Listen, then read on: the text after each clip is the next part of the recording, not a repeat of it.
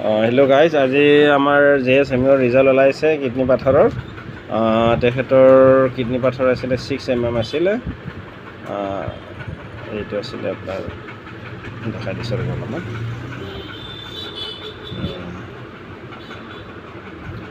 6 mm এইটো 6 mm calculus আছিলে আপোনাৰ। গতিকে আজি ৰিজাল্ট লৈ আহিলে তেখেতে, আৰু এতিয়া আপোনাৰ পৰীক্ষা কৰি চাইছে, এতিয়া নাই, ন' কেলকুলাছ। আৰু মিঠাই টোপোলা লৈ আহিছে। কি ক'ব আপুনি আমাৰ দৰ্শকক?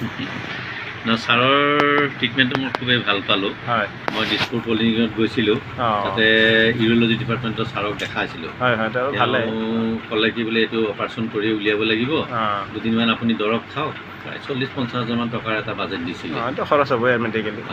তাৰপিছত মই ছাৰৰ ট্ৰিটমেণ্টত আহিলোঁ, আজি প্ৰায় 25 দিনমানেই হ'ল। তেতিয়া মই আজি আল্ট্ৰাচাউণ্ড কৰোঁতে এই ৰিপৰ্টটো আহিলে। আচলতে আৰু কেতিয়াবা ওলাইছে, আপুনি ৰিপৰ্টটো দেৰিকৈ চালেতো। এনেই আমাৰ হাতত 15 দিন বা এসপ্তাহত ওলাই যায় জেনেৰেল এইবিলাক। 6 mm টো জেনেৰেল বুলি কওঁ আমি।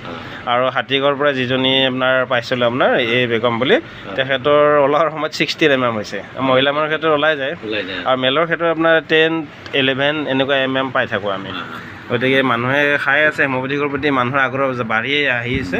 গতিকে আপোনাৰ 6 mm হ'লেও অপাৰেশ্যন কৰিলে আপোনাৰ তাতো কম পইচাতে কৰিম বুলি কৈছে। এনেই আপোনাৰ কিছুমান জেগাত 80,000 বা 90,000 খুজিব, বা বেছিও খুজিব তাতকৈ। এতিয়াতো মই এইটো ট্ৰিটমেণ্ট কৰি মই ভালেই পালোঁ। গতিকে ভাল লাগিল, আপুনি মিঠাই টোপোলা লৈ আহিছে আমাৰ কাৰণে, আৰু মানুহক অলপ দেখাইছে হেম'পেথিক।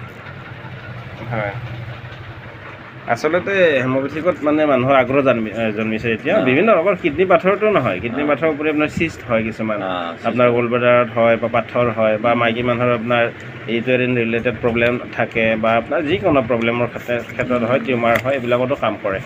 আৰু মানে পুৰণি চব ৰোগতে কাম কৰে হেম'পেথিকত। গতিকে ঠিক আছে, আপুনি অহাৰ কাৰণে ভাল লাগিল। আমাৰ দৰ্শকে চাই ভাল পাব। ধন্যবাদ থাকিল। হয়, ধন্যবাদ।